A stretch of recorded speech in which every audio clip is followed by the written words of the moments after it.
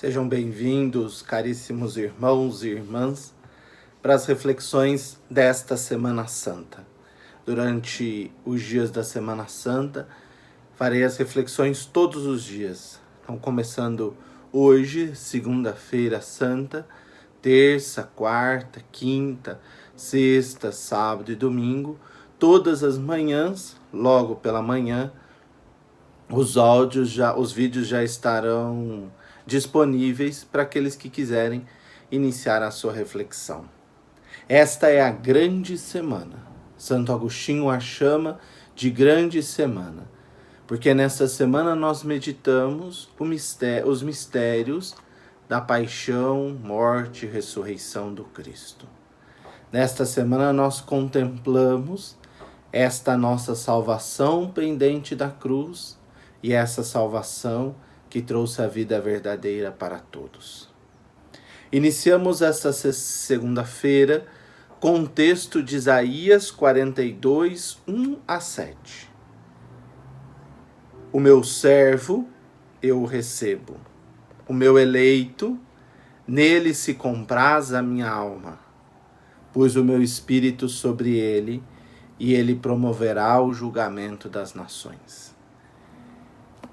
Estes 3 dias, segunda, terça e quarta-feira santa, refletiremos sobre o servo do Senhor, o servo de Deus, aquele que vem em nome do Senhor, mas aquele que foi enviado por este Senhor. Jesus é este servo. O profeta Isaías já prefigura a imagem do Filho de Deus, daquele que, servindo ao Pai em amor e obediência, coloca toda a sua vida para cumprir a missão que o Pai lhe deu. E qual é essa missão? A missão é julgar as nações. Ele foi enviado para esse julgamento. Só que precisamos estar atentos, porque Isaías já nos mostra as características deste que vem para nos julgar.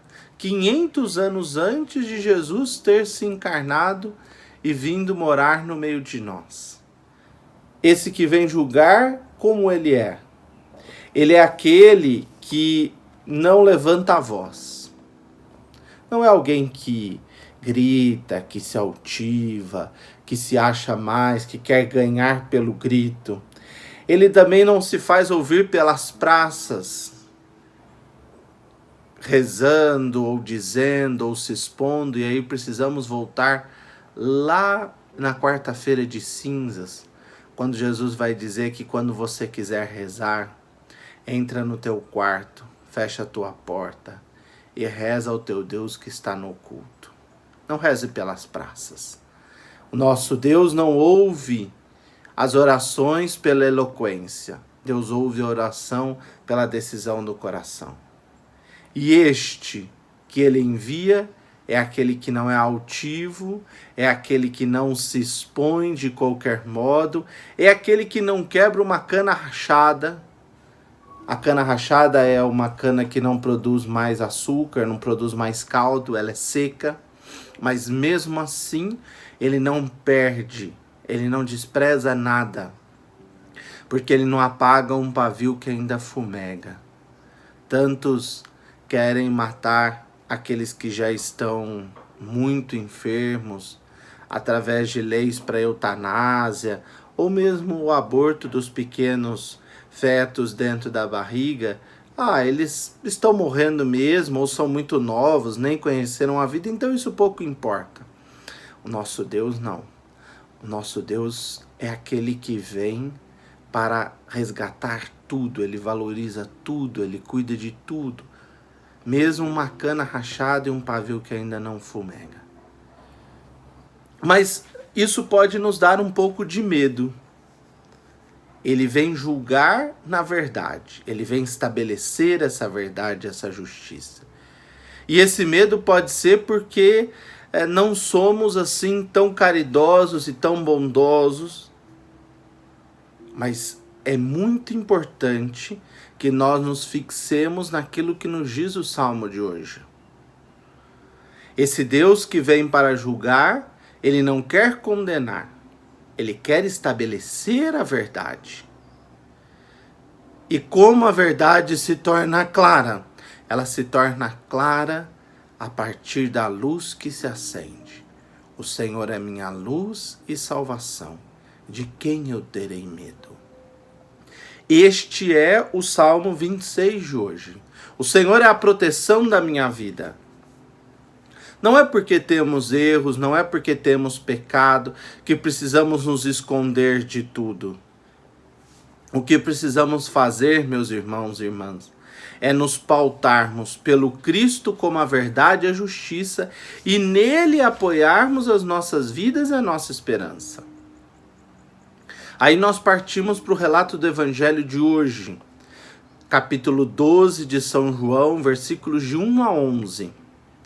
Dizíamos há alguns domingos atrás, no Evangelho da ressurreição de Lázaro, que Maria era aquela que tinha lavado os pés do Senhor com as lágrimas e enxugado com os cabelos.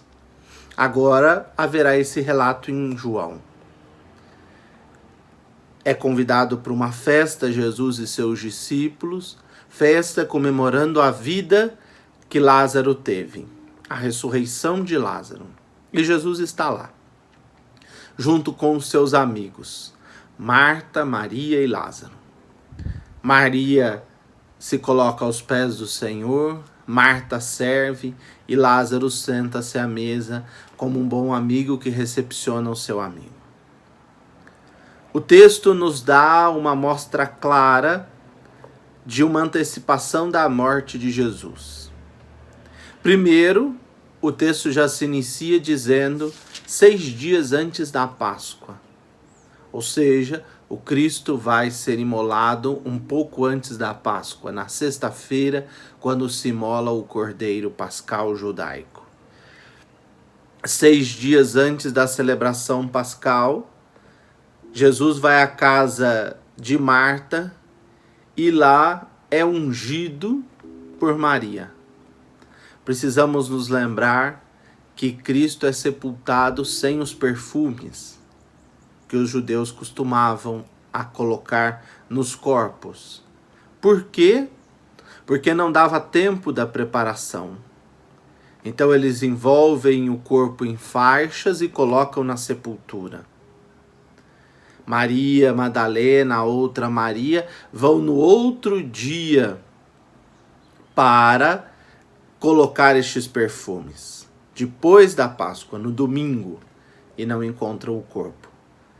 Então João já vai fazer nesse evangelho uma prefiguração dessa unção que o Cristo não teve e ele foi ungido ali em Betânia. Mas mais do que isso aparece a figura de Judas, que não se conforma com o gasto daquele perfume. Judas é a figura do traidor, daquele que entrega Jesus. E 2 respostas de Jesus remetem a essa morte. Deixa que ela faça isso, porque isso já vai ser válido para minha sepultura, como eu acabei de dizer. Mas também, pobres sempre tereis convosco, mas eu vós não tereis. Ou seja, Jesus apresenta aí a perspectiva da sua morte eminente. Mas o mais importante do texto, meus irmãos e irmãs, está no finalzinho dele, que eu vou ler para vocês, o versículo 10. Então, os sumos sacerdotes decidiram matar também Lázaro, porque por causa dele muitos deixavam os judeus e acreditavam em Jesus. Ou seja, a partir da ressurreição de Lázaro, a partir do sinal que o Cristo faz, a fé surge no meio daquele povo. Aquele povo deixa uma religião de opressão, uma religião que não produzia vida, como vimos no texto do cego de nascença, e caminham para esta vida que é o Cristo. Qual a sentença de morte de Jesus, meus irmãos e irmãs? Jesus é morto porque as pessoas creem nele. Jesus é morto porque, como servo de Deus, enviado para trazer às nações a vida, a verdade, a justiça, alguns não aceitam essa vida, essa verdade, essa justiça. Alguns não conseguem compreender este projeto de Deus e fecham os seus corações. Não conseguem se abrir a esse projeto. Um detalhe do texto que talvez seria importante nós ressaltarmos: Jesus não despreza os pobres quando responde a Judas, um cara bastante avarento e ladrão da bolsa, como vai nos dizer o texto, né? Da bolsa comum que os discípulos tinham. Jesus não despreza os pobres, dizendo que pobres sempre tereis entre vós e eu não tereis. O que Jesus nos convida, meus irmãos e irmãs, é a não sermos assistencialistas. Não somos uma ONG de assistência social.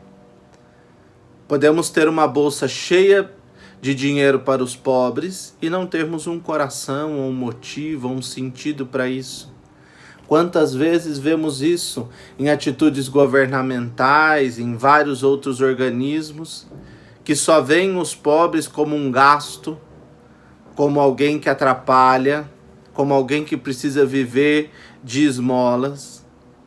Nós somos convidados a um passo além.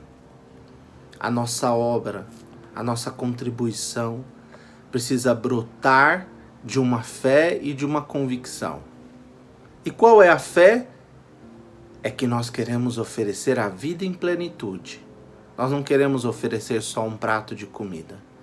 O prato de comida é importante, o dinheiro para uma saúde, para um remédio é importante, mas tão importante quanto é a vida que o Cristo nos deu.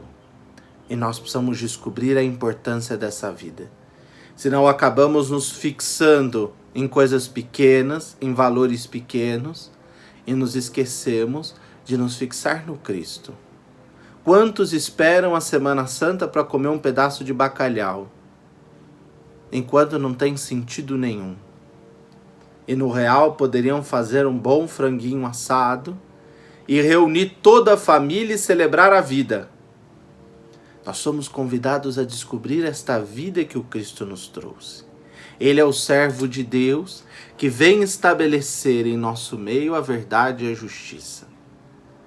Ajudemos os pobres porque precisam, mas que também levemos a eles a palavra da verdade, da vida, a esperança da vida eterna que nos vem do Senhor. Fiquem em paz. Boa Semana Santa para todos. Por isso